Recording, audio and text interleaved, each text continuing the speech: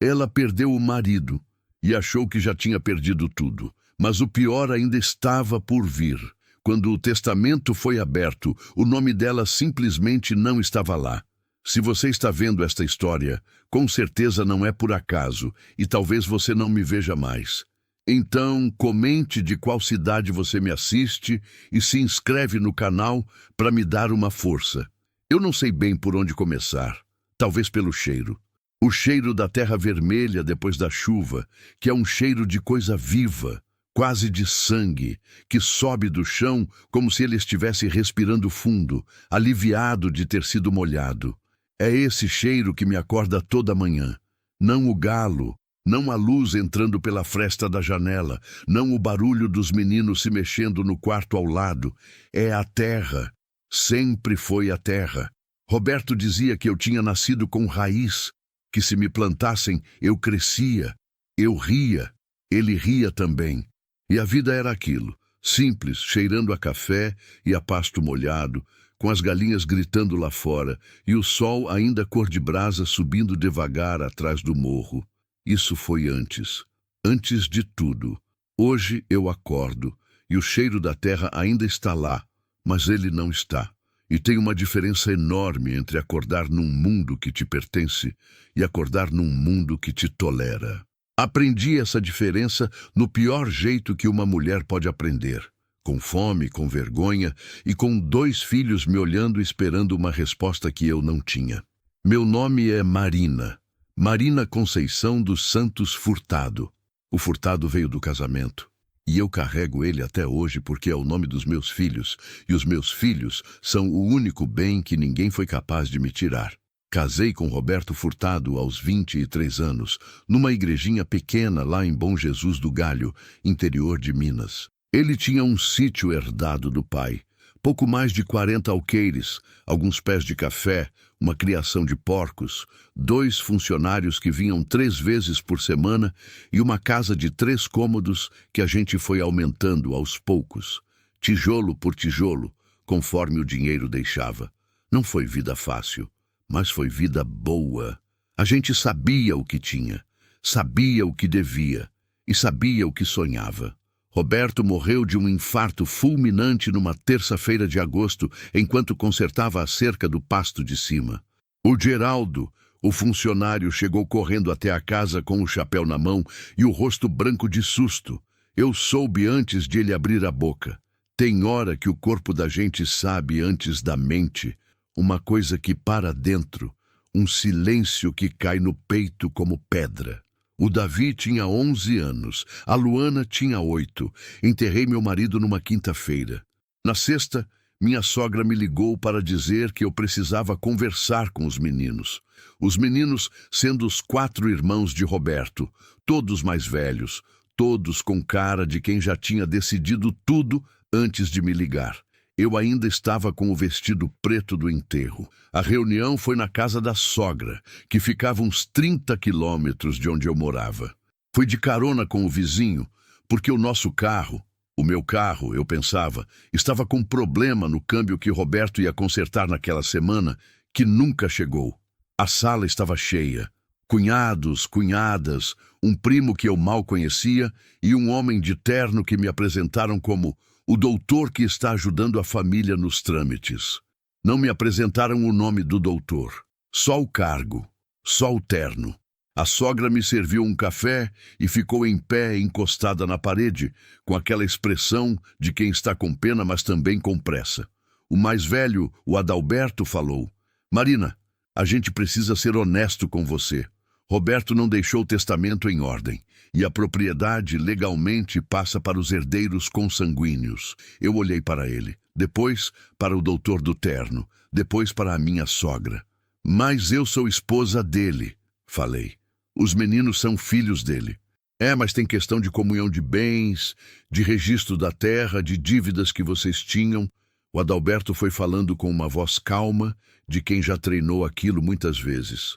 A gente vai garantir que você e as crianças não ficam desamparados, mas a propriedade precisa ser inventariada pela família. Eu não entendi tudo o que ele falou naquele dia. Entrei na reunião sendo viúva e saí de lá sendo outra coisa.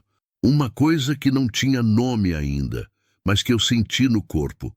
Um esvaziamento, como se tivessem aberto uma torneira em mim e deixado tudo escorrer. Cheguei em casa, olhei para o meu quintal, para os meus pés de limão, para a calçada que eu mesma tinha cimentado com Roberto numa tarde de sábado, com os meninos correndo em volta. E não entendi como um lugar que era meu podia de repente não ser mais. Os meses que vieram foram meses de aprender. Aprendi que papel tem mais força do que memória, que assinatura tem mais força do que amor. Aprendi que cartório é um mundo à parte, com linguagem própria, com regras que a gente simples não conhece e que quando a gente não conhece essas regras, outros as usam por você e nem sempre do seu lado. Aprendi que a família do Roberto tinha documentos que eu nunca tinha visto. Registros de terra em nome de uma holding que eu nem sabia que existia. Uma procuração que Roberto teria assinado, cedendo o gerenciamento do sítio aos irmãos. Uma procuração datada de 6 meses antes de morrer, que eu nunca soube, que ele nunca me contou, ou que nunca foi assinada por ele. Mas isso eu só fui entender muito depois. O que eu sei é o seguinte: 3 meses depois do enterro do Roberto, eu estava numa casa alugada no bairro São Francisco, em Caratinga, com 2 colchões no chão, uma cozinha com fogão emprestado e R$ 23 na carteira. Davi dormia enrolado numa manta que tinha sido da cama de casal que eu vendi. Luana tinha ganhado uma gripe que eu não tinha dinheiro para comprar o remédio, então eu fiz chá de alho com mel, que foi o que minha mãe fez por mim a vida toda. E fiquei acordada à noite rezando para aquilo bastar. Bastou. Naquele dia bastou, mas eu sabia que chá de alho não ia segurar a vida dos meus filhos por muito tempo. Na manhã seguinte, antes de o sol raiar, eu me levantei, penteei o cabelo, coloquei minha blusa mais decente e fui bater de porta em porta perguntando se alguém precisava de diarista. A primeira pessoa que me contratou foi a dona Neuza, que morava numa casa grande na rua de cima. Ela me olhou de cima a baixo na porta, perguntou se eu tinha referência. Eu disse que tinha minha própria casa durante 15 anos. Ela deu uma risadinha e disse: "Tá bom, pode entrar." Trabalhei naquela casa por 2 anos seguidos. Ganhei pouco, mas ganhei com dignidade, e isso valeu muito. O sítio ficou com os irmãos. Inventariado, partilhado entre eles, documentado com a eficiência de quem sabia exatamente o que estava fazendo. Eu entrei com uma contestação na justiça. Fui até um escritório de advocacia gratuita em Ipatinga, que uma vizinha me indicou, e um advogado jovem, de óculos, com cara de cansado, olhou meus papéis e disse: "Dona Marina, o caso é complicado, mas pode ter saída." Ele não prometeu nada. Eu gostei disso. Promessa fácil, eu já tinha aprendido a desconfiar. O processo caminhou devagar. Processos sempre caminham devagar, quando a parte que tem menos dinheiro é você. A parte contrária tinha 2 advogados renomados, um escritório em Belo Horizonte. Eu tinha o rapaz de óculos, que atendia de graça, e tinha mais 20 casos que o meu empilhados numa mesa pequena. Os anos passaram. O Davi cresceu, virou um menino quieto que lia demais e ajudava nas contas do caderno que eu usava para controlar as dívidas. A Luana cresceu brava, com aquele jeito de não baixar a cabeça que me dava medo e orgulho ao mesmo tempo. Eu caminhava, trabalhava, pagava conta, dormia pouco, acordava, repete céu. Não era viver, era resistir. E tem diferença entre as duas coisas. Numa noite de junho, faz 2 anos agora, eu estava sentada na beira da cama com a carta do advogado na mão. Ele explicava, com muito cuidado e palavras gentis demais para o que estava dizendo, que as chances de reverter o inventário eram mínimas, que os documentos da família estavam em ordem, que a procuração, mesmo questionada, tinha sido validada por um perito, que ele iria continuar tentando, mas que eu precisava estar preparada para a possibilidade de não conseguir nada. Eu li aquilo 3 vezes. Depois fui até a janela e olhei para a rua escura lá embaixo. Uma rua de cidade pequena, com um cachorro deitado na calçada e uma lâmpada piscando no poste. Bem diferente do meu quintal de antes. onde o silêncio tinha textura, tinha peso, o peso de coisa viva, de campo, de roça, de tudo que eu conhecia desde criança. Eu pensei em desistir. Não vou mentir, pensei, não de um jeito dramático, não de um jeito com gesto largo. Foi um pensamento pequeno, cansado, uma voz dentro de mim que disse baixinho: e se você simplesmente parasse? Mas aí a Luana gritou lá do quarto: mãe, acabou o gás! E eu ri, uma risada curta, seca, daquelas que saem porque o choro seria demais. Fui até a cozinha, acendi o isqueiro embaixo da panela, esquentei o feijão no fogo direto e chamei os meninos para jantar. A vida não espera você terminar de sofrer. Ela chama: mãe, acabou o gás, e você vai. Tem uma coisa que ninguém te conta sobre a pobreza. Não a pobreza de novela, aquela que tem fundo musical e close no rosto sofrido. A pobreza real. A que cheira a roupa úmida, que não secou direito, a que faz você calcular 3 vezes se compra o sabão ou o açúcar, porque não dá para os dois, a que te ensina a dormir com fome fingindo que é jejum, que é escolha, que é coisa que você decidiu. Ninguém te conta que a pobreza cansa de um jeito diferente do trabalho. O trabalho cansa o corpo. A pobreza cansa a alma. É um cansaço que fica por baixo de tudo, que não some com sono, que não passa com domingo de descanso. Ele está lá quando você acorda, está lá quando você deita. É companhia constante, silenciosa e pesada, que ninguém mais enxerga porque você aprendeu a carregá-lo sem mostrar. Eu carregava. Carregava e sorria para os meninos. Carregava e ia trabalhar. Carregava e respondia: tô bem. Quando as vizinhas perguntavam por que tô bem, é a resposta que o mundo quer ouvir. E você aprende isso cedo quando não quer dar trabalho a ninguém. Foi numa quarta-feira de março que o Dr. Henrique, o advogado de óculos, que eu já chamava pelo nome porque 3 anos de processo cria uma intimidade involuntária, me ligou com uma voz diferente. Não diferente de animado. Diferente de quem achou algo que não esperava achar e ainda não sabe o tamanho do que encontrou. Dona Marina, a senhora pode vir ao escritório amanhã? Aconteceu alguma coisa ruim? Uma pausa pequena, daquelas que dizem mais do que palavra. Não sei ainda, ele respondeu. Por isso preciso que a senhora venha. Acordei às 4:30 da manhã naquele dia. Não foi o alarme. Foi aquele desassossego do corpo que conhece antes da mente que alguma coisa importante está chegando. Do mesmo jeito que eu soube sobre Roberto antes do Geraldo abrir a boca, do mesmo jeito que a terra sabe que vai chover antes de uma nuvem aparecer no céu. Fiz café, tomei em pé na cozinha, olhei pela janela para a rua ainda escura. Uma garoa fina estava caindo, daquelas que molham sem parecer, que você só percebe quando já está encharcado. Vesti minha blusa de botão, a mais séria que eu tinha. Passei um batom que a Luana tinha me dado de aniversário e que eu guardava para ocasiões. E fui. Peguei 2 ônibus. Caminhei 6 quarteirões. Cheguei no escritório do Dr. Henrique às 8:20 da manhã, com o sapato úmido e o coração num ritmo que não era bem medo e não era bem esperança. Eram os 2 juntos, brigando. A secretária me fez esperar 15 minutos. Eu sentei na cadeira de plástico do corredor e fiquei olhando para um quadro torto na parede. Uma paisagem de montanha, dessas genéricas, que ficam em todo o escritório do Brasil. E pensei que o Roberto nunca gostou de montanha. Gostava de campo aberto, de horizonte liso onde a vista podia correr à vontade. Para de pensar nele, eu me disse. Presta atenção no que vem agora. O Dr. Henrique estava diferente.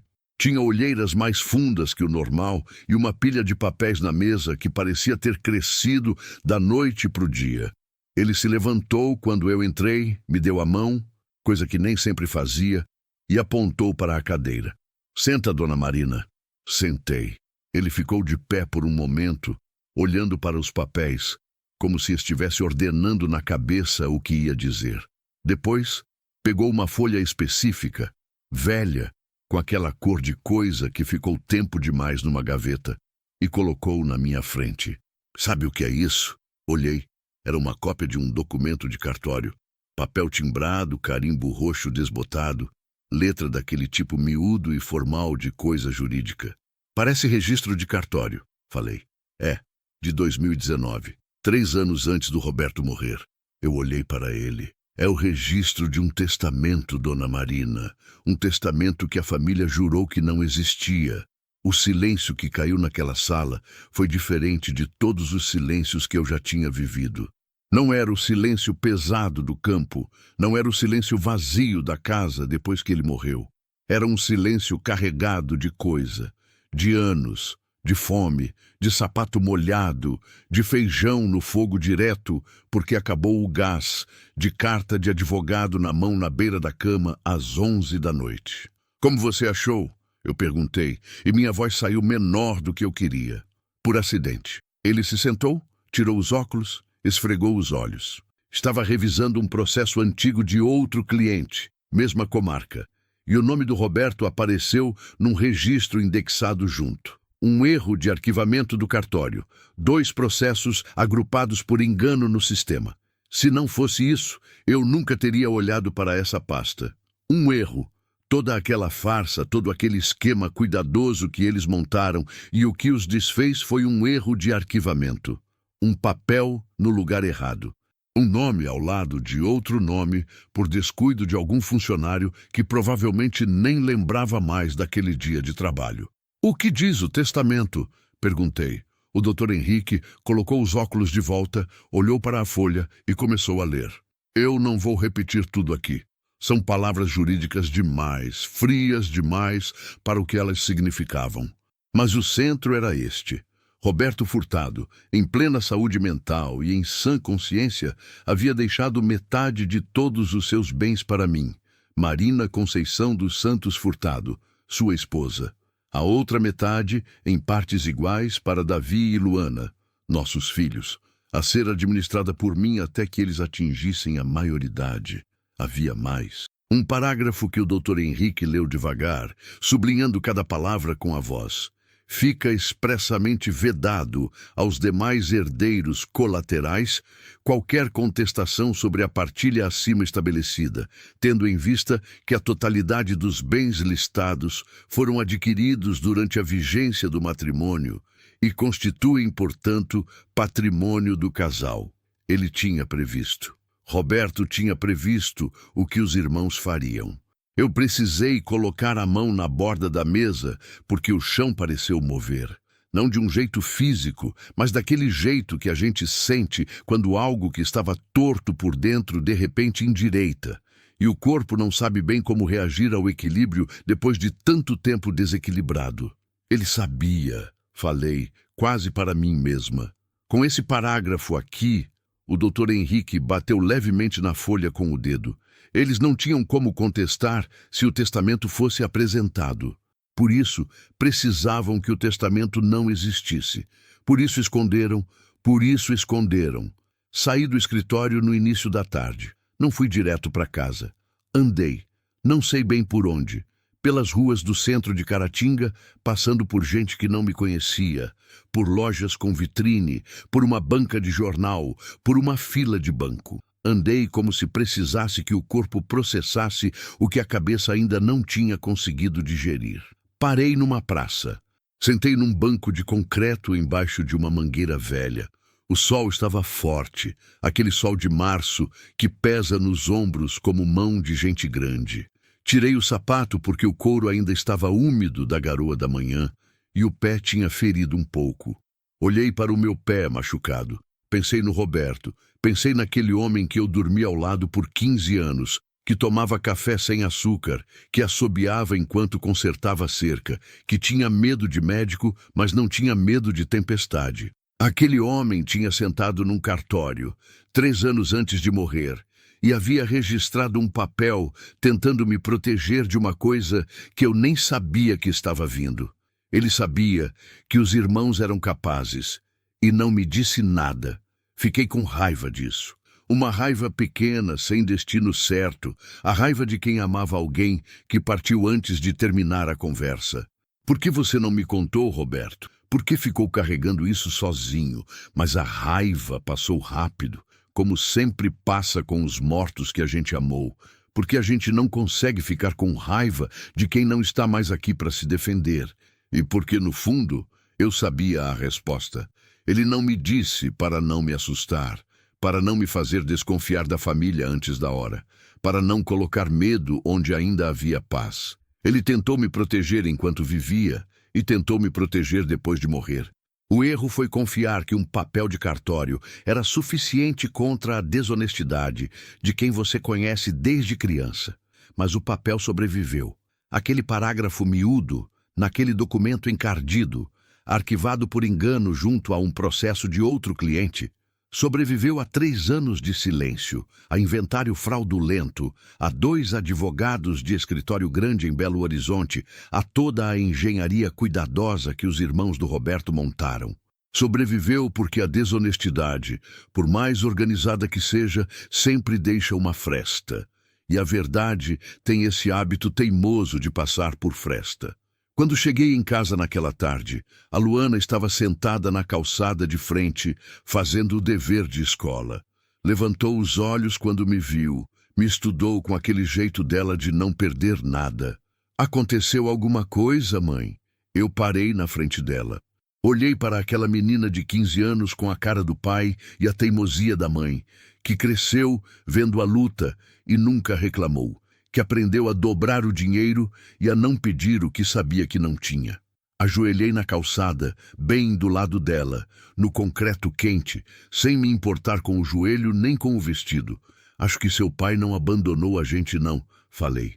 Ela me olhou por um tempo. Depois perguntou com a voz que ainda tinha alguma coisa de criança. Como assim? Ele deixou um recado. A gente só demorou para achar. A Luana ficou quieta, fechou o caderno devagar e então fez uma coisa que ela não fazia faz tempo. Veio para o meu colo, ali mesmo na calçada, na frente de todo mundo, como quando era pequena e o mundo assustava. Eu segurei aquela menina grande e deixei. O sol estava descendo atrás das casas, os vizinhos passavam. Um cachorro latiu longe.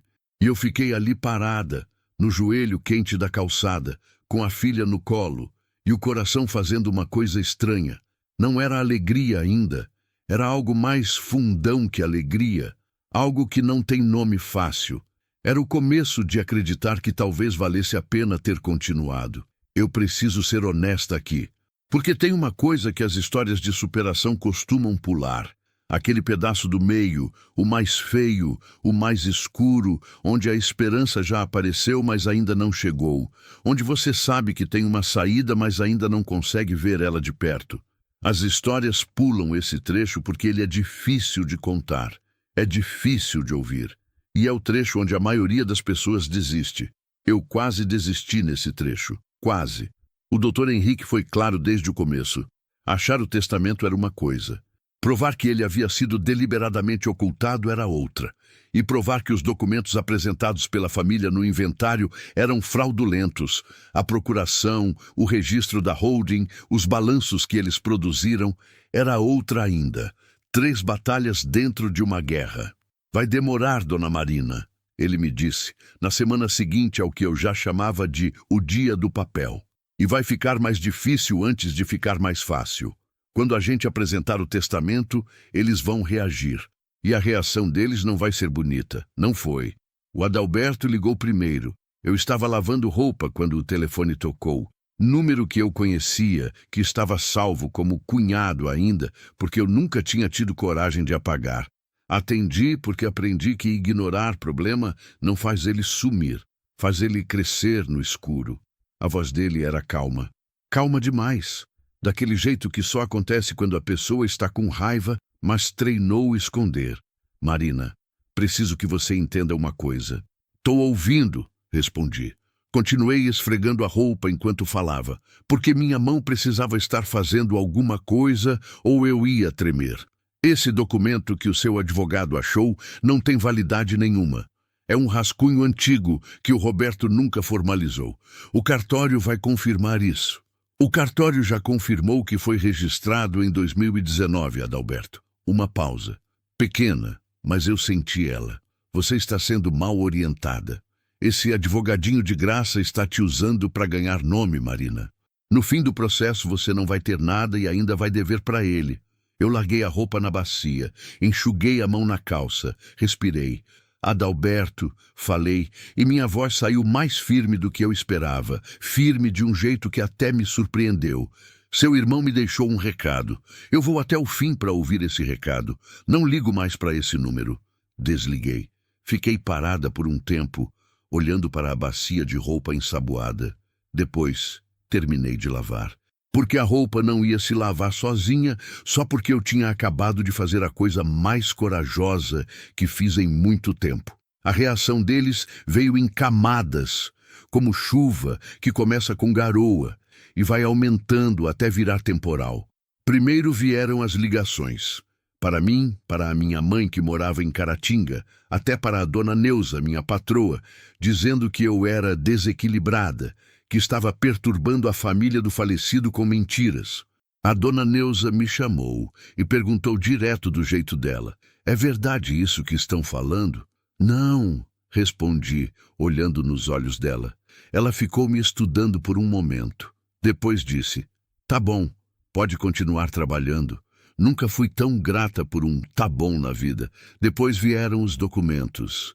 A família apresentou na justiça uma contestação ao testamento, alegando que Roberto não estava em sã consciência quando o assinou, que havia relatórios médicos indicando que ele tinha passado por um episódio depressivo naquele período.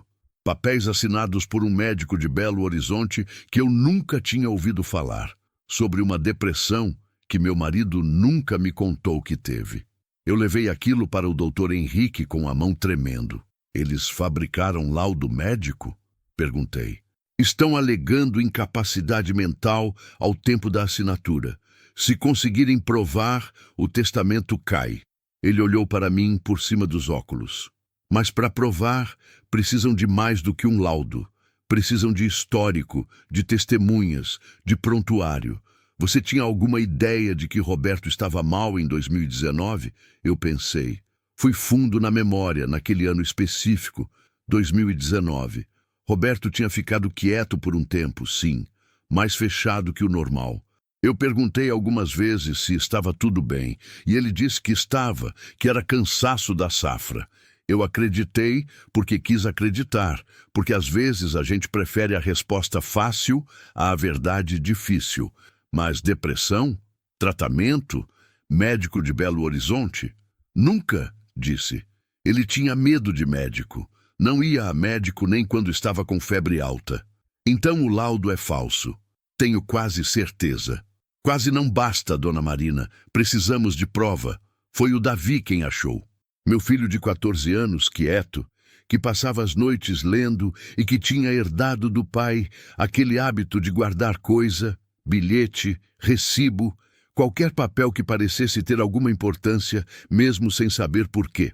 Numa noite de domingo, ele veio até a sala onde eu estava revisando papéis com o Dr. Henrique por videochamada.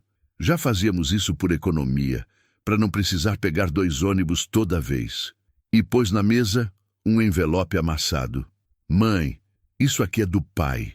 Era uma coleção de recibos de consulta, não em Belo Horizonte, em Ipatinga, com um clínico geral chamado Dr. Warley, de 2018 até setembro de 2020, um mês antes de morrer. Consultas de rotina, pressão, colesterol, aquela dor nas costas que ele sempre teve e nunca tratou direito, nenhuma menção a psiquiatra, psicólogo, transtorno, tratamento para depressão. Mais do que isso, em setembro de 2019, o mesmo mês do testamento, havia um recibo de consulta em Ipatinga, com carimbo do Dr. Warley, onde estava anotado à mão na margem, com a letra do próprio médico: "Paciente orientado, lúcido, refere estar bem, lúcido." Aquela palavrinha pequena, escrita à margem por um médico que provavelmente nem lembrava mais daquela consulta, desmontava o laudo de Belo Horizonte inteiro. Olhei para o meu filho. "Onde você guardou isso?" "Numa caixa de sapato, no meu guarda-roupa." Ele falou com aquela voz de adolescente que finge que não é grande coisa.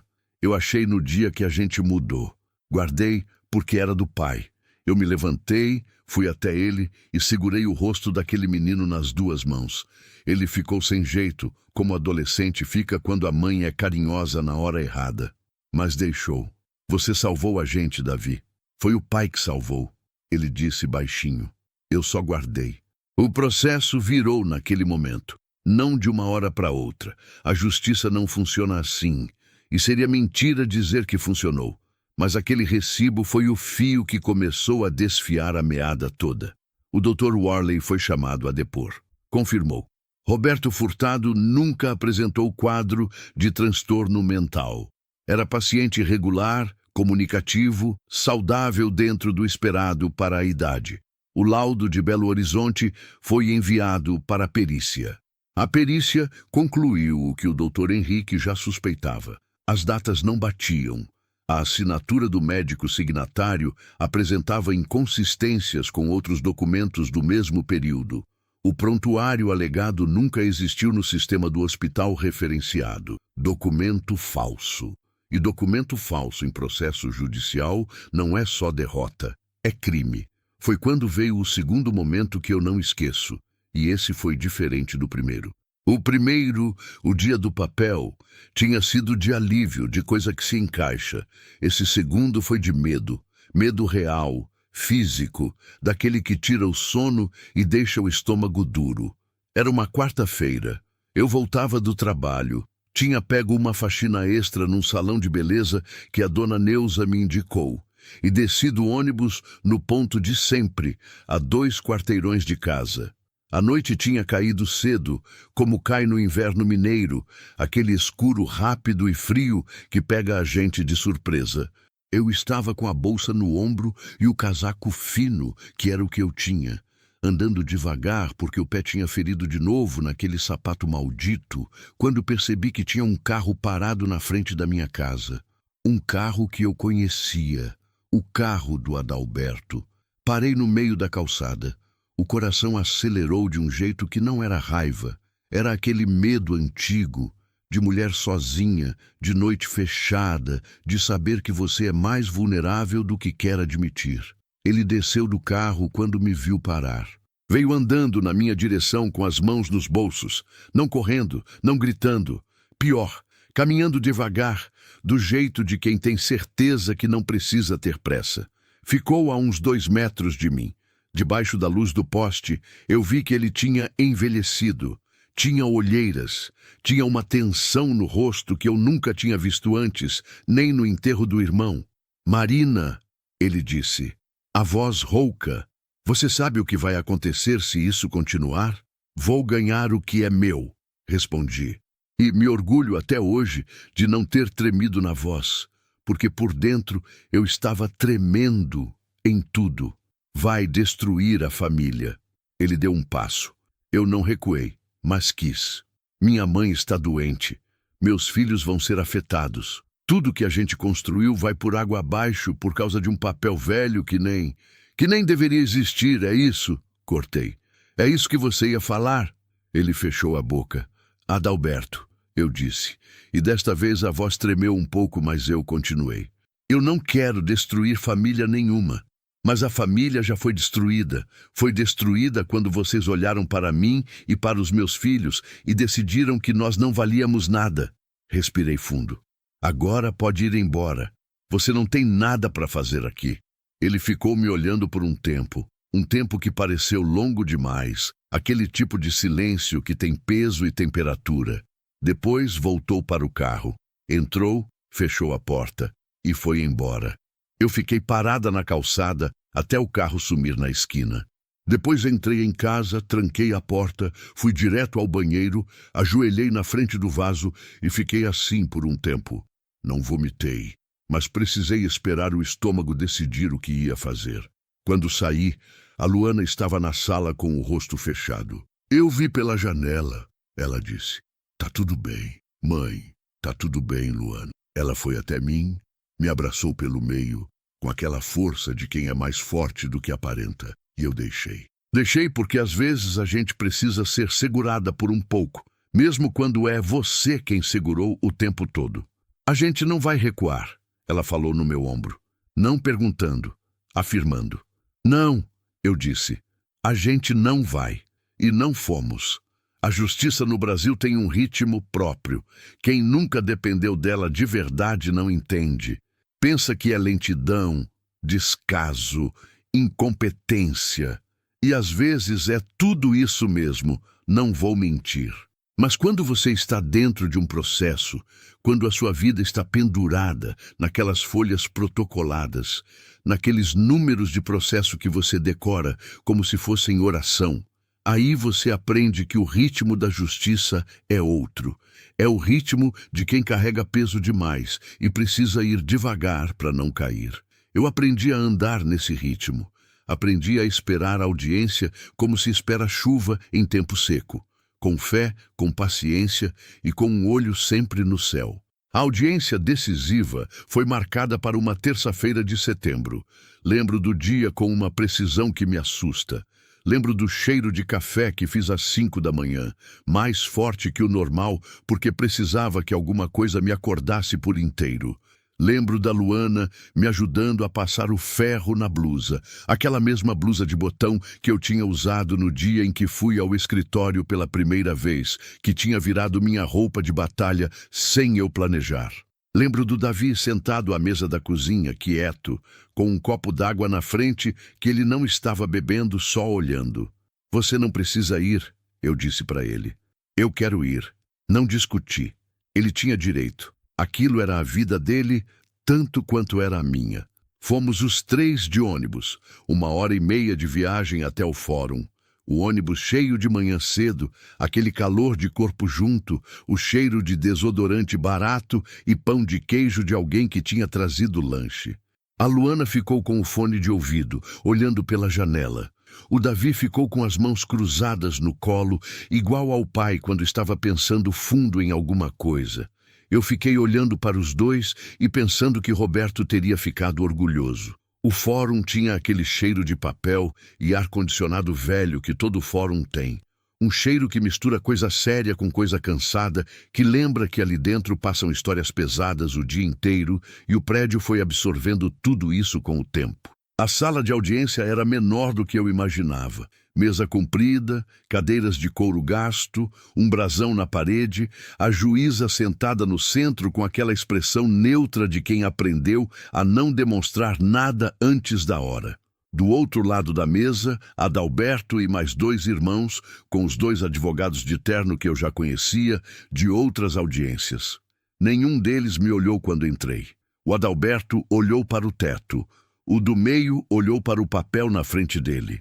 O mais novo, o Rogério, que sempre tinha sido o mais quieto, olhou para mim por um segundo e depois desviou. Naquele desvio, eu vi alguma coisa. Não arrependimento. Cedo demais para isso. Mas vergonha, talvez. A vergonha miúda de quem sabe que foi longe demais e não sabe mais como voltar.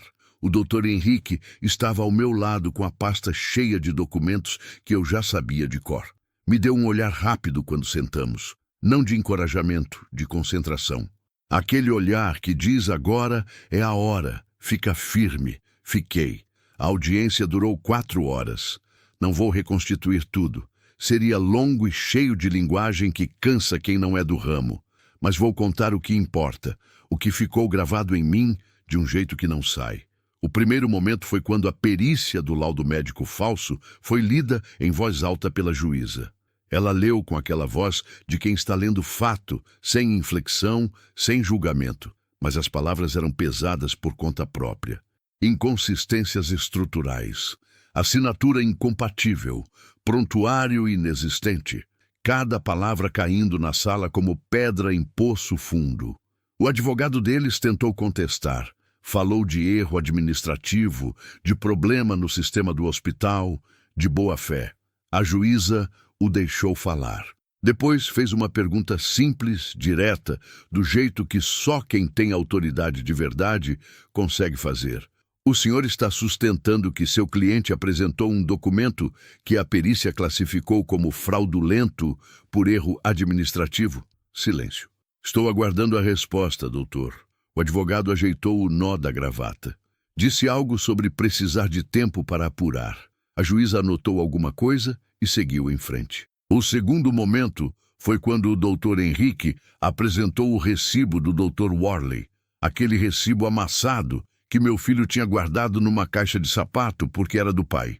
Ele explicou a linha do tempo, a data da consulta, a anotação à margem do médico, a contradição absoluta com o que a família alegava. E então ele disse uma frase que eu repito para mim às vezes quando preciso lembrar do que vale guardar. Excelência, o senhor Roberto Furtado não foi um homem que deixou sua família ao acaso. Ele foi um homem que, mesmo sem saber quanto tempo tinha, fez o possível para que sua esposa e seus filhos não ficassem desprotegidos. O que estamos pedindo é apenas que essa proteção seja respeitada, que o que ele construiu com as próprias mãos chegue a quem ele escolheu que chegasse. Não é discurso de novela. Foi o que ele disse com aquela voz cansada, de quem trabalha muito e ganha pouco e acredita no que faz mesmo assim. Eu mordi o lábio para não chorar. Não por fraqueza, por cuidado. Eu não queria que eles vissem lágrima minha e pensassem que era desespero. Não era desespero, era reconhecimento.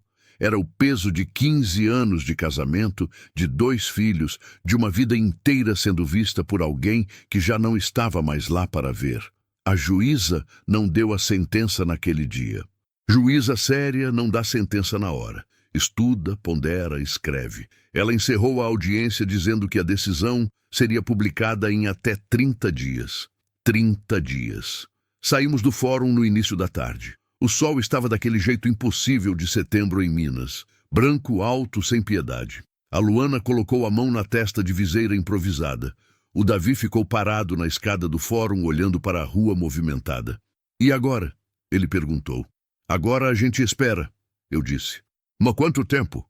30 dias, ele assimilou. Depois desceu a escada e foi andando em direção ao ponto de ônibus. Eu fui atrás, com a Luana do meu lado, e por um momento, só um momento, a gente era apenas 3 pessoas caminhando numa calçada quente de setembro, sem ser viúva, sem ser processo, sem ser batalha. Era só mãe e filhos indo embora depois de um dia longo. E isso também era alguma coisa. Os 30 dias foram os mais estranhos da minha vida. Não de um jeito ruim, necessariamente. De um jeito suspenso, como quando você sabe que tem uma chuva vindo, mas ela ainda não chegou. Você pode sentir na pressão do ar, no jeito que os pássaros ficam quietos, naquela cor diferente que o céu fica no horizonte. Você sabe que vai chover, só não sabe a hora. Continuei trabalhando, continuei acordando às 5, fazendo café, mandando os meninos para a escola, indo de ônibus até a casa da dona Neuza, ou do salão, ou de quem quer que tivesse me chamado naquela semana. Continuei pagando conta, continuei economizando, continuei vivendo a vida que tinha aprendido a viver nesses 3 anos. Mas tinha uma diferença. Uma diferença que é difícil de explicar sem parecer coisa de livro, mas foi real. Eu comecei a olhar para frente. Não muito, não de um jeito audacioso, mas de um jeito que antes eu não conseguia. Comecei a pensar em depois, no que vinha depois, na possibilidade de que houvesse um depois diferente do presente. A Luana me pegou uma noite olhando para um caderno, onde eu tinha começado a escrever algumas coisas. Valores, ideias, planos ainda muito vagos. Ela olhou por cima do meu ombro e leu em silêncio. Depois perguntou, você vai abrir um negócio? Não sei ainda, respondi. Tô só pensando. Pensa alto, ela disse, e foi dormir. Eu fiquei olhando para aquela frase curta, dita de costas por uma menina de 15 anos que tinha crescido vendo a mãe sobreviver, e decidi que ela tinha razão. Pensar alto, depois de tanto tempo pensando só no suficiente, pensar alto. A sentença saiu numa quinta-feira, 28 dias depois da audiência. O doutor Henrique me ligou às 3 da tarde. Eu estava num joelho no banheiro da dona Neuza, limpando o rejunte do box com uma escovinha, quando o celular vibrou no bolso do avental. Atendi com a luva ainda na mão. Dona Marina. A voz dele era diferente. Diferente de todas as outras vezes que ele tinha ligado. Mais leve. Como se tivesse largado um peso que estava carregando faz tempo. Ganhamos. Eu não disse nada. A juíza reconheceu a validade do testamento, determinou a nulidade do inventário anterior por vício de fraude e mandou abrir inquérito pelos documentos falsos. Os bens voltam para a senhora e para as crianças, com correção monetária, com juros. Uma pausa. Dona Marina, a senhora está aí? Tô, respondi. Tá bem? Olhei para o box do banheiro da Dona Neuza, para a escovinha de rejunte na minha mão enluvada, para o reflexo torto que eu fazia no box de vidro, uma mulher de joelho, de avental, de luva de borracha, segurando um telefone no ouvido. Tô bem, falei. Pode continuar. Ele continuou. Explicou os próximos passos, os prazos, o que a família poderia ou não recorrer, o que aconteceria com o inquérito criminal.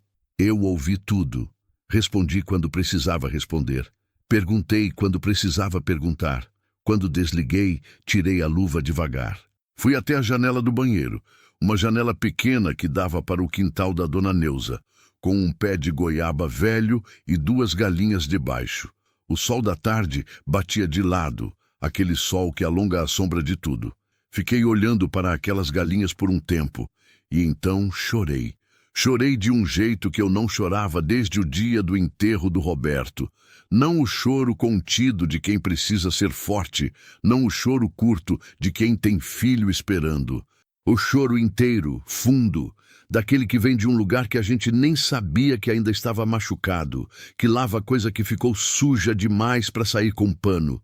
Chorei pelos 3 anos de luta, pelos sapatos molhados e pelos pés feridos, pela roupa que eu vendia para pagar conta e pela roupa que eu lavava na mão porque máquina era luxo, pelos R$ 23 que eu tinha na carteira naquela primeira noite na casa alugada, pelo feijão no fogo direto porque acabou o gás, por cada "tô bem" que eu disse quando não estava. E chorei por Roberto, por aquele homem que foi ao cartório sozinho e registrou um papel tentando me proteger e nunca me contou. Que talvez tivesse medo que eu ficasse com medo, que talvez simplesmente não soubesse como dizer: Marina, eu sei que eles são capazes do pior e eu estou tentando, do único jeito que sei, garantir que você vai ficar de pé depois de mim. Esse choro demorou um pouco. A Dona Neuza bateu na porta do banheiro depois de um tempo. Marina, tá tudo bem aí dentro? Enxuguei o rosto, respirei fundo, abri a porta. Ela me olhou, viu o rosto. Não perguntou mais nada, só abriu os braços. E eu entrei naquele abraço de mulher velha e forte, que cheirava a sabão e colônia barata, e fiquei por um momento sendo apenas uma pessoa que precisava ser abraçada. Ganhei, eu disse no ombro dela. Ela me apertou mais forte. Eu sabia, ela respondeu. Desde o dia que você chegou na minha porta com aquela blusa passada e aquele olho firme, eu sabia que você ia ganhar. Naquela noite, coloquei os meninos sentados à mesa da cozinha. Não tinha nada especial para servir. Arroz, feijão, uma farofa que a Luana tinha feito, uma laranja que a gente partiu no meio. A refeição mais simples que existe. Mas sentei com eles e contei tudo, do começo ao fim, sem poupar detalhe. O Davi ouviu sem interromper, do jeito dele. Quando terminei, ficou um tempo quieto. Depois perguntou: o sítio volta pra gente? O sítio e o que mais for de direito, com tudo que eles deveriam ter pago desde o começo. Ele assentiu devagar, como quem está processando uma informação grande demais para o tamanho do silêncio que cabe numa cozinha pequena. A Luana olhou para o prato por um momento. Depois, levantou os olhos para mim. E os irmãos do pai? O que acontece com eles? Eu respirei. Respondem na justiça pelo que fizeram. Isso é com a lei, não comigo. Mas você podia querer mais, podia querer que eles sofressem mais. Podia, eu disse, mas não quero. Olhei para os dois. O que eu quero é que a gente reconstrua. O que a gente tem que construir é maior do que o que eles tentaram destruir. Não tem sentido gastar energia em ódio quando tem tanto por fazer. A Luana ficou me olhando com aquele jeito dela de estar avaliando se concorda ou não. Depois deu uma risadinha curta. Você é muito mais bonzinha do que eu seria. Não é bondade, eu falei. É escolha. Tem diferença. Naquela noite, depois que os meninos foram dormir, eu fui até a janela da sala. A rua estava quieta lá embaixo. Um gato atravessou a calçada. Uma luz acesa numa janela do outro lado. O vento balançando levemente a copa de uma árvore que eu nunca soube o nome. Pensei no sítio. Nos 40 alqueires de terra vermelha que o Roberto herdou do pai e que a gente tinha cuidado junto durante 15 anos. No capim que balança, no cheiro de gado, no pôr do sol, que de lá era diferente de qualquer outro pôr do sol. Mais largo, mais inteiro, como se o céu fosse maior naquele trecho específico do mundo. Pensei em voltar. E então pensei em outra coisa, numa ideia que tinha ficado pequena no fundo da cabeça e que, de repente, ganhou espaço. Quantas Marinas existem por aí? Quantas mulheres estão agora do jeito que eu estive, sem saber dos próprios direitos, sem saber que existem papéis no cartório que podem mudar tudo, sem saber que tem pessoas dispostas a ajudar se você souber onde bater? Quantas estão dormindo com fome, achando que é culpa delas? Quantas estão engolindo mentira de cunhado porque não tem advogado, não tem dinheiro, não tem força? Não eram poucas. Eu sabia disso. Tinha vivido isso. Fechei a janela. Fui buscar o caderno onde eu tinha começado a escrever coisas. E escrevi até tarde. Tem uma coisa que a gente aprende quando atravessa fogo de verdade. Não aprende em livro, não aprende em conselho de pessoa mais velha, não aprende ouvindo história de outros. Aprende só quando passa por dentro, quando a chama encosta na pele e você descobre, com uma surpresa que dói e liberta ao mesmo tempo, que ainda está de pé. Que o fogo queimou, sim, mas não consumiu. Que sobrou alguma coisa depois da fumaça, e essa coisa que sobrou tem um nome, embora demore um tempo para você descobrir qual é. O nome é você. O que sobra do fogo é você. Mais limpa, mais firme, mais certa do que aguenta e do que não aguenta mais. Demorei para entender isso, mas entendi. O processo de retomada dos bens durou mais 7 meses. 7 meses de trâmites, de avaliações, de documentos indo e vindo, de reuniões com o Dr. Henrique que foram ficando menos tensas e mais técnicas. Aquele tipo de reunião onde os problemas ainda existem, mas você já não tem medo deles porque sabe que vai resolver. É um barato diferente esse. O problema sem o medo é só trabalho. E trabalho eu sempre soube enfrentar. A família do Roberto recorreu uma vez. O recurso foi negado. Recorreram de novo. Recurso negado de novo. No 3º mês, o advogado deles pediu acordo. O Dr. Henrique me ligou para perguntar se eu queria ouvir a proposta. Qual é a proposta? Perguntei. Ele me disse. Não, respondi, antes de ele terminar a frase.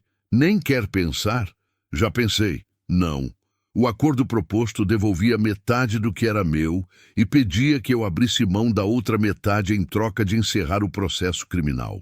Era exatamente o tipo de proposta que parece razoável na superfície e é profundamente injusta por baixo. O tipo de coisa que te oferece um pouco do seu de volta como se fosse favor. Eu tinha aprendido a diferença entre favor e direito. E nunca mais ia confundir as duas coisas. O sítio voltou para mim num sábado de abril. O Dr. Henrique foi junto, e também um oficial de justiça, e também a dona Neuza, que insistiu em vir, porque disse que tinha acompanhado aquela história do começo e ia ver o fim pessoalmente. A Luana veio com um caderno de anotações, porque ela é assim. Documenta tudo, essa menina, como se soubesse desde cedo que memória é patrimônio. O Davi veio com o mesmo silêncio de sempre, que não é tristeza, é profundidade. Chegamos de manhã cedo. A estrada de terra estava com aquela poeira vermelha que levanta atrás do carro e demora a baixar.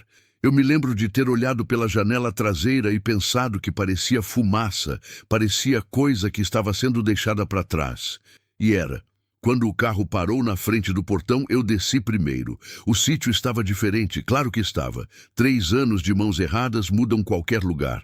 O mato tinha tomado conta da lateral da casa. A cerca do pasto de cima estava caída em 2 pontos. O pé de manga que eu plantei no 1º ano de casada estava enorme, carregado, com fruta madura caindo no chão, sem ninguém para colher. Uma tristeza produtiva, aquela. A tristeza de coisa boa que foi abandonada, mas que não morreu. Entrei no terreiro devagar. Coloquei o pé na terra e fiquei parada por um momento. A terra vermelha, o cheiro dela, aquele cheiro de coisa viva que sobe como respiração, que é o cheiro que me acorda toda manhã desde que me entendo por gente. Fechei os olhos e aspirei fundo. Ali estava. Não tinha mudado. A terra não tinha guardado rancor pela ausência. Estava só esperando do jeito que terra espera, com uma paciência que envergonha qualquer ser humano, pronta para ser pisada, trabalhada, cuidada de novo. Mãe! A Luana chamou baixinho do meu lado. Abri os olhos. Tô aqui, disse. Eu sei, ela falou. E ficou quieta do lado, deixando eu ter aquele momento. Minha filha aprendeu isso em algum ponto da vida. A diferença entre apoiar e ocupar. A diferença entre estar do lado de alguém e falar no lugar de alguém. Não sei quando aprendeu, mas me orgulha. O Davi foi direto para o pasto de cima. Eu vi ele sumir pelo caminho estreito entre as árvores, com as mãos nos bolsos, andando com aquela passada do pai que foi surgindo nele aos poucos e que ainda me pega de surpresa às vezes. Uma passada larga, deliberada, de quem está medindo o chão que pisa. Fui atrás, depois de um tempo. Subi o caminho, afastei os galhos que tinham crescido demais, senti o capim úmido da manhã molhando o tênis. Ele estava parado no alto do pasto, olhando para o horizonte. De lá de cima, a vista era aquela que eu lembrava. O horizonte largo, o céu enorme, os morros azulados na distância, o silêncio que não é vazio, mas cheio, cheio de som de pássaro e vento e coisa viva que não precisa de palavra para existir. Fiquei ao lado dele. É aqui que ele caiu, né? O Davi perguntou.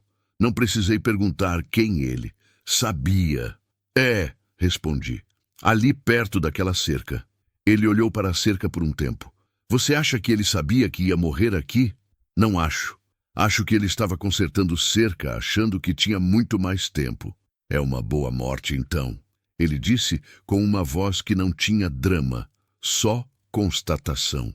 Morrer fazendo o que era de fazer. Fiquei olhando para meu filho.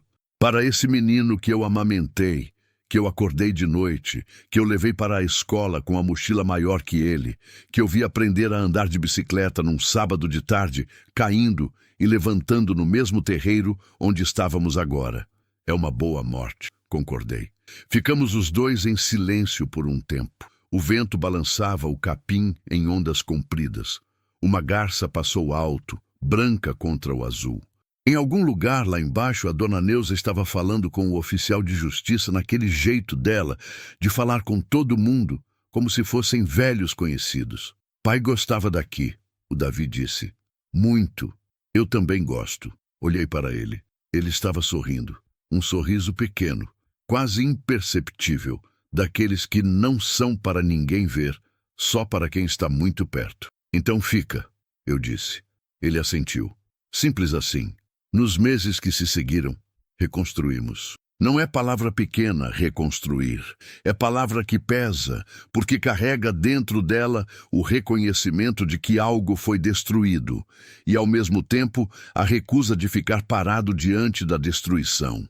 Reconstruir é o ato mais corajoso que existe, porque você faz de novo uma coisa que já foi feita e já foi perdida, e para isso precisa acreditar que vale a pena, que desta vez vai durar, que o esforço não é em vão. Consertamos as cercas, limpamos o mato, pintamos a casa, compramos 2 bezerros, só 2 por enquanto, porque cautela é virtude de quem já perdeu por excesso de confiança. Contratamos o Geraldo de volta, que ficou emocionado de um jeito que ele não deixou aparecer, mas que estava no aperto de mão que ele me deu no primeiro dia. Um aperto longo, forte, de homem que não sabe dizer o que sente, mas quer que o corpo diga por ele. A Luana voltou a estudar. Tinha parado no 2º ano do ensino médio para trabalhar e retomou com uma determinação que assustava os professores. Disse que ia fazer direito. Eu ri de felicidade. Ela me olhou sério. Tô falando sério, mãe. Eu sei. Por isso tô rindo. O Davi ficou no sítio comigo. Não foi decisão tomada em reunião, não foi conversa formal, foi acontecendo naturalmente como certas coisas certas acontecem. Ele acordava cedo, ia para o pasto, voltava para o almoço, lia à tarde, dormia cedo. A vida do campo entrou nele como se sempre tivesse estado esperando espaço. Ele tinha 17 anos e já sabia mais sobre terra do que eu sabia aos 30. A outra coisa que aconteceu nesse período não estava nos meus planos originais, mas as melhores coisas raramente estão. Começou com uma ligação. Uma mulher de Inhapim, cidade vizinha, que tinha ouvido minha história através de não sei qual caminho. Que história de mulher que vence, passa de boca em boca nessas cidades pequenas como água em terra seca. Todo mundo bebe, todo mundo passa adiante. Ela se chamava Dona Conceição. 72 anos, viúva de 2 anos, 3 filhos que moravam longe. Estava com problema de inventário. Os filhos do primeiro casamento do marido, questionando os bens que ela tinha ajudado a construir. Não sabia por onde começar. Não sabia que tinha direitos. Tinha medo de advogado, de cartório, de processo. Medo de um mundo que ninguém nunca tinha explicado para ela na língua dela. Me ligou às 7 da noite de uma terça-feira e ficou na linha por 40 minutos me contando tudo. Quando ela terminou, eu disse: "A senhora vem aqui na sexta? Na sua casa?" "Na minha casa." Tomamos café e conversamos com calma. Eu conheço um advogado bom e eu conto o que aprendi. Silêncio do outro lado. Depois uma voz que tremia levemente. "A senhora não me conhece nem. Não precisa se conhecer para ajudar", respondi. "Foi assim que me ajudaram também." Ela veio na sexta. Tomamos café. Conversamos por 3 horas. Eu liguei para o Dr. Henrique, que atendeu a Dona Conceição no escritório na semana seguinte. Não sei o final da história dela. Processos demoram e eu não sou advogada, não tenho como acompanhar tudo. Mas sei que ela saiu da minha cozinha diferente de como entrou, com mais coluna, como eu gosto de dizer, com a cabeça um pouco mais erguida, com a sensação de que havia caminho, mesmo que longo, mesmo que cansativo. Isso eu podia oferecer. Isso eu tinha de sobra. Depois da Dona Conceição vieram outras, não muitas de uma vez. Não foi assim, não virou movimento da noite para o dia. Foi chegando aos poucos, uma por vez, como chega tudo que dura, devagar, discretamente, sem alarde. Mulher que ouviu de outra mulher, que ligou com vergonha, desculpando pelo incômodo, achando que estava pedindo demais ao pedir só atenção. Eu atendi a todas, não porque sou santa, não sou, nunca fui, mas porque eu lembro do que é estar do outro lado. Lembro de não saber para onde ligar. Lembro de achar que meu problema era pequeno demais para merecer ajuda, ou grande demais para ter solução. Lembro do peso de carregar sozinha uma coisa que não deveria ser carregada sozinha. Lembro. E memória, quando é verdadeira, vira responsabilidade. Hoje o sítio funciona, não perfeitamente. Nada funciona perfeitamente e desconfio de quem diz que sim. Mas funciona do jeito real. Do jeito que tem problema de cerca e bezerro doente, e semana de chuva que atrapalha, e semana de seca que preocupa, e no meio de tudo isso, tem também manhã de sol que faz o capim brilhar de um jeito que dói de bonito. E pôr do sol lá do pasto de cima, que eu assisto toda vez que posso, todo dia que o trabalho deixa. O Dr. Henrique me cobra honorários agora. Combinamos um valor que eu consigo pagar parcelado, porque ele merece e porque dívida com pessoa boa a gente paga com capricho. Viramos amigos daquele jeito estranho que acontece entre pessoas que enfrentaram coisa difícil juntas. Uma amizade que não precisa de muita conversa para ser real. A Luana passou no vestibular, direito, como havia dito, numa federal do estado. Foi embora com uma mala média e aquele olhar de quem está com medo, mas não vai deixar o medo mandar. Me ligou na primeira noite na República. Uma ligação rápida, praticamente só para dizer que tinha chegado bem, que o quarto era pequeno, mas dava, que ia dormir. Antes de desligar, ela disse: "Mãe, obrigada." "Por quê?" "Por não ter parado." Desliguei e fiquei por um momento parada com o telefone na mão, olhando para o teto da cozinha velha que a gente tinha pintado de branco e que já estava com uma mancha de umidade no canto que eu precisava resolver. Por não ter parado. Como se eu tivesse feito escolha, como se tivesse sido coragem. Talvez tenha sido, mas na hora não pareceu coragem, pareceu necessidade. Pareceu o único caminho possível quando você tem filho te olhando esperando saber como o mundo funciona. Pareceu o único jeito de não virar uma história que termina em derrota e que os filhos carregam pelo resto da vida como peso. Eu não queria ser esse peso, queria ser outra coisa. Existe uma caixa de madeira no guarda-roupa do meu quarto. Não é grande, cabe numa prateleira, tamanho de caixa de sapato, feita de cedro escuro que o Roberto trouxe de uma viagem a Governador Valadares uns 2 anos antes de morrer, dizendo que ia fazer alguma coisa com aquela madeira boa e nunca fez.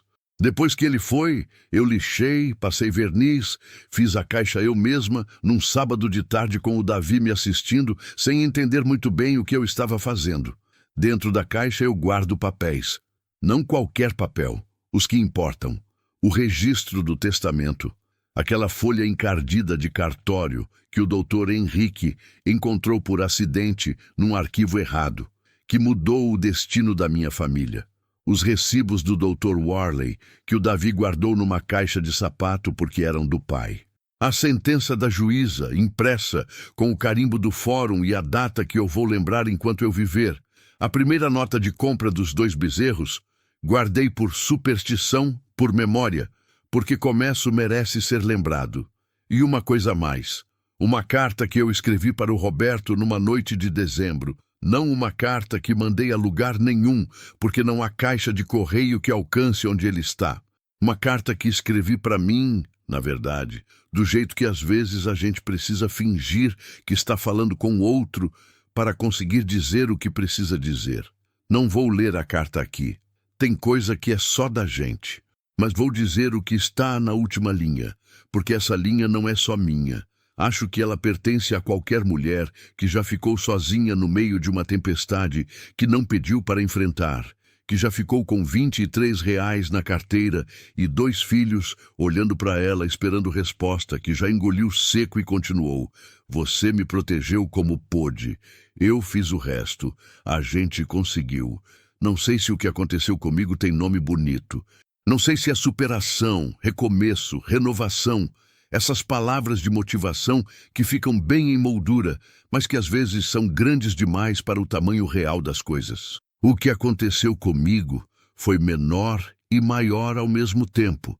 Foi uma mulher que perdeu o marido e quase perdeu tudo, que ficou sem saber para onde ir, que aprendeu que papel de cartório pode mudar destino, que descobriu que filho guarda recibo de consulta médica numa caixa de sapato porque era do pai, que encontrou em terra vermelha e cheiro de capim o único endereço que sempre foi o seu. Foi isso. Foi uma mulher que ficou de pé, não heroicamente, sem música de fundo, sem discurso, sem momento de virada cinematográfico.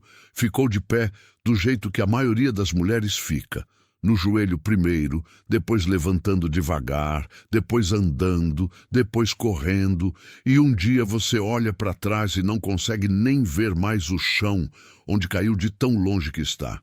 Se você está lendo isso e reconhece alguma coisa, qualquer coisa, na minha história, eu quero te dizer o seguinte: não precisa ser muito, não precisa ser dramático, não precisa ser um testamento de cartório, ou uma sentença de juíza, ou uma família inteira contra você. Pode ser uma dívida que você achou que era justa e não é. Pode ser um contrato que assinaram por você sem te explicar. Pode ser um bem que sumiu e você não sabe como perguntar. Pode ser uma situação que te disseram que não tem saída e você ficou acreditando porque cansada demais para questionar. Questiona.